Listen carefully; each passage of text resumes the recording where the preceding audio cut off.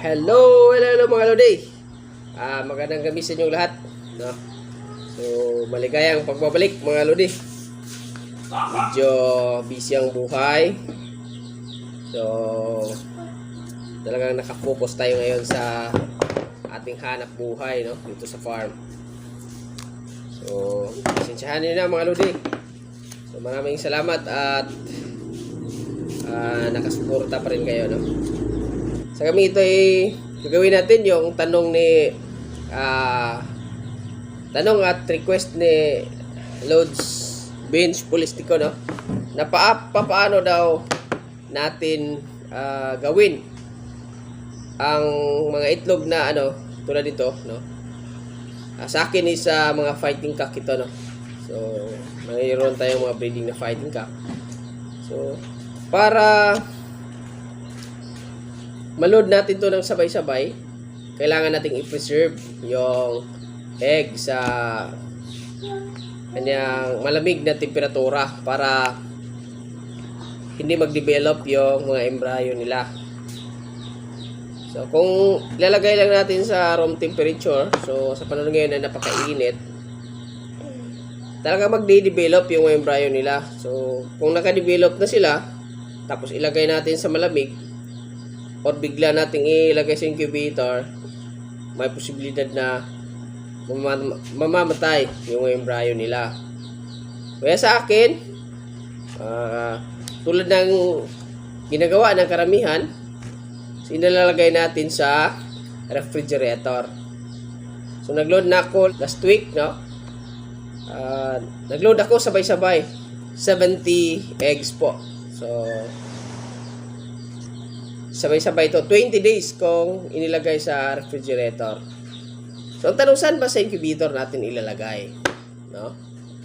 So, sa mga baguhan dyan, ilalagay natin sila doon sa vegetable compartment. Huwag doon sa malapit sa freezer, yung sa lalagyan ng ice. Napakalamig doon. So, doon lang sa ilalim sa may vegetable compartment. So, ang unang gagawin natin, para ma-preserve natin yung egg, dito sa akin is meron akong mga papel dito. Ito yung ginagamit dyan sa market, ang tawag dito. Basta yung mga pambalot nilagyan. Pag bawal ang plastic dito sa amin, sa aming lugar, mayroong araw na bawal ang plastic. Nalimutan ko anong araw yun. Ito yung ginagamit kahit sa mga mall, sa binibilhan natin ng tinapay, ito yung ginagamit, no? Yung iba tissue yung ginagamit, yung iba yung mga papel na hindi na ginagamit. Kung kaya niyo mang bumili ng ginagamit pang papel, pwede naman. Basta kailangan ibalot natin ito sa egg.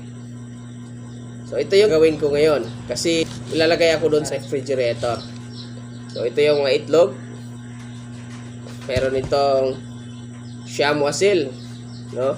At mga sirama natin, ito nabalot ko na kanina. So, ang gagawin natin yung itlog, babalutin natin ito. Tapos i-lock natin. Ito yung una gagawin natin bago natin ipasok doon sa refrigerator. So, yan. I-lock ko po. Dito sa yung hindi makapasok directly ang lamig ng refrigerator. Ayan. So, yung sa akin, dati ko nang ginagamit ito, i-recycle ko lang. Kaya mayroon akong mga dito, mga ganyan. So, ang ginagamit ko ay ito, pang tape, masking tape para pang lock sa ating papel. So, ayan. So, nakasarado na. I-lock natin para hindi ma-open pagdating dun sa refrigerator. So, sa akin naman wala tayong sariling refrigerator kasi medyo tagilid pang buhay. So, nakikisuyo ako dun sa aking pinsan. So, ganito lang. Inilalak ko lang. O, ayan. Tapos, lock ko dito. Okay. I-lock ko lang ng ganyan. Tapos dito sa kabila. Parang ano lang, parang candy lang na iginaganon mo sa ano. Oh. So, para ma-lock natin. So, ito. Yung ginagamit ko mga recycled na ito kasi dati ko na itong ginagamit para hindi naman tayo magastusan, kaya yan, nire-recycle ko. So nagtatanong kung tested ba talaga yan? Proven, yes. Tested and proven na po ito. Ginagamit na po ito sa mga malalaking breeder, no? Kung gusto mong sabay-sabay mag-hatch yung ating mga egg, hindi lang ito applicable sa mga fighting cock, no? Sa mga native chicken, pwede rin. Sa mga Rhode Island, pwede rin. Ano pa yung iba? Sirama. Yung sirama natin, ilalagay natin dito sa ano, kasi gusto kong sabay-sabay silang magpipisa. Kahit na mga 10 or 20 ano lang. Kasi isa lang yung breeder natin yung sirama. Kasi yung isa, yung itlog laging ano, soft shell. So, proven and tested? Yes, proven and tested po. So, ilang araw ko pa nilalagay sa refrigerator ang aking itlog. Ibig sabihin, itlog ng ating manok doon sa refrigerator. So, sa akin, hanggang 20 days ako naglalagay. Yung iba, hanggang 30 days, hanggang 1 month, no? Nilalagay nila, napipisa pa din, pero alam kong mayroon na ring dyan, mga week, no? Ito na sa akin 20 days. So nung unang nilagay ko, mayroong 4 yata na ano, buhay na yung mga embryo, tapos namatay. So ayan, mayroong mga posibilidad yan. So pagdating yun sa incubator, pag-uusapan natin kung paano natin ilalagay. Kasi yung iba, sabi nakatagilid, nakaangat yung air sac niya. Sa akin, basta nakaangat lang yung air sac, okay na. Yung iba, itatagilid nila. So, depende na siya yan. Sa akin naman, pag nakatagilid, nakataas yung air sac, okay naman. Huwag lang baliktarin. Hindi ko na-try yung baliktarin. Yung air sac, ilalagay natin sa ilalim. Okay, so itong ano ko ngayon, 2, 4, 6, 8, 10, 12, 14, 16, 18. So 18 yung ilo-load natin doon sa refrigerator. So 20 days ko itong ilalagay doon, no? Hanggang second batch na kasi ito ng hatch natin. So very proven po, mga lodi. Very proven po.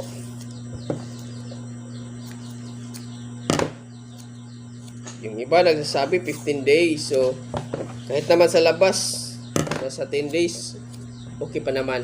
Basta hindi lang basa yung ating nilalagyan, hindi mainit. Kung mainit ang panahon, talagang magdi-develop yung mga embryo ng ating mga itlog. Iiwasan natin yan. Diskarte ito sa mga breeders na gustong sabay-sabay mapipisa yung kanilang mga sisiw. Yan, no? Lalo na kung nagbabaksin ka, so sayang, lugi, o sayang yung mga vaccine natin kung hindi marami yung ating titirahan, no? Kasi mahal yung vaccine ngayon. Ito sa atin, ito yung ginagawa natin. Papapisa tayo para na isa lang yung natin, yung aalagaan. So damihan na, wag yung ito, 1 linggo, 2 linggo, 3 linggo. So, dalawang batch ito. After 20 days, mag-hatch to. So, after another 20 days, mag-hatch na rin ang pangalawang batch na pangmaramihan din. So, yan. Sana makatulong sa inyo to, mga lodi, no? Hindi nga tayo makapag gawa ng maraming content. Busy talaga ang buhay, mga lodi. Kaya ngayon, sinisikap kong magka-upload tayo. Kasi itutuloy natin yung raffle natin ngayong yung iba, maraming hindi kinukuha yung raffle, no?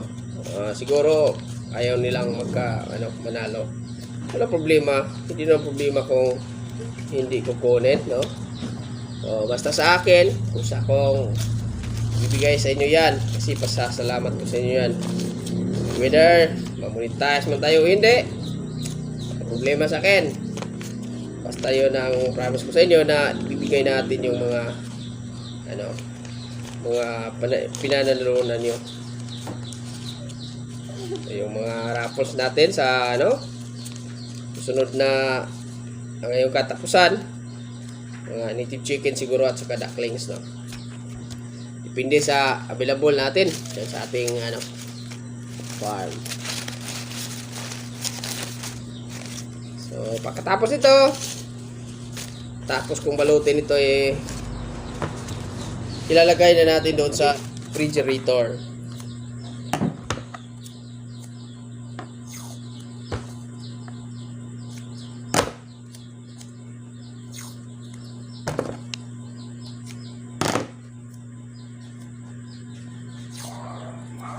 So yung mga crosses natin ng mga chicken, hindi ko na nilalagay yun kasi weekly ako nagpapahatch. So nagpapahatch ako ng nasa 20, minsan nasa 30 every week, kasi every week tayong nandun sa terminal, yung mga kunting hanap buhay natin, no? Mga isang oras tayo mahigit dyan sa terminal natin, no? Kanina medyo maganda yung daloy ng ating tindahan, kaya nakabili tayo ng bigas, no? Nakabili tayo ng bigas. So maraming salamat mga Lodi sa palaging pagsuporta sa ating farm, no? Kung sa tuluyan na tayong makabangon this year. So ngayong taon na to medyo ipit bay, pero laban tayo, lalaban.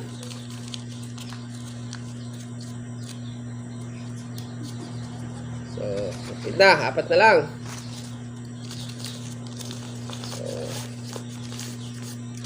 Tanong dyan, mag-comment lang kayo sa mga tanong, no? Physically kasi talaga, kanina may mga bisita ko, so hindi ko natratrabaho ito. May mga lakad, delivery, bili ng feeds, kumuha ng saging para pakain sa mga alaga, bibili ng ipa, basta marami.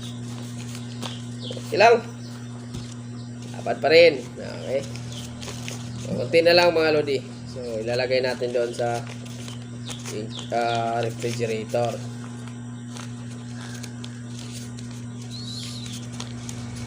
So next step nito, pagkakuha mo na sa incubator,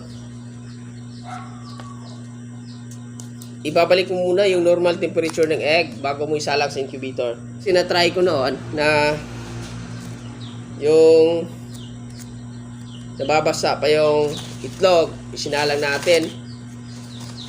Yes, na bubuhay po yung mga sisiyo, pero pag hatch lang, maliit lang yung maraming hindi napisa. So sa akin, i-out natin sa tanghali or umaga. Kung umaga, sa tanghali ko na ilulod. Kung sa tanghali, sa gabi ko na ilulod.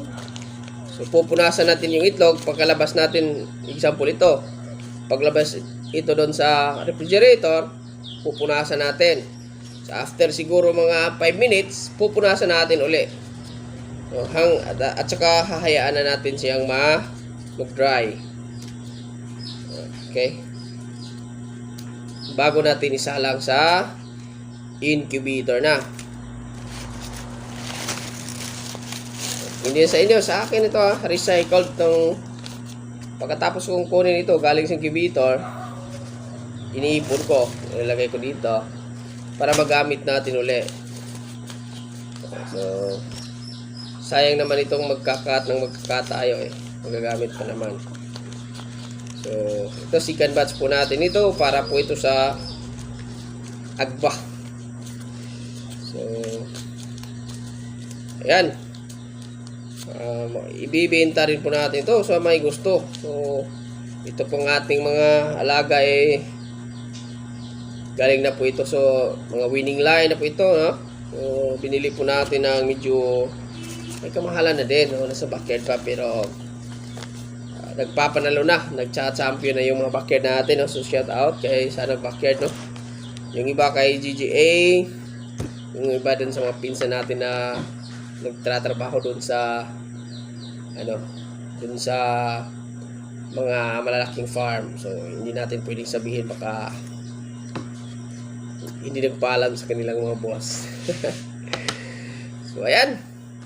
So, tapos na po. So, papunta na po ako dun sa refrigerator. Ilalagay natin doon. Ipapakita ko sa inyo kung saan natin ilalagay yung itlog.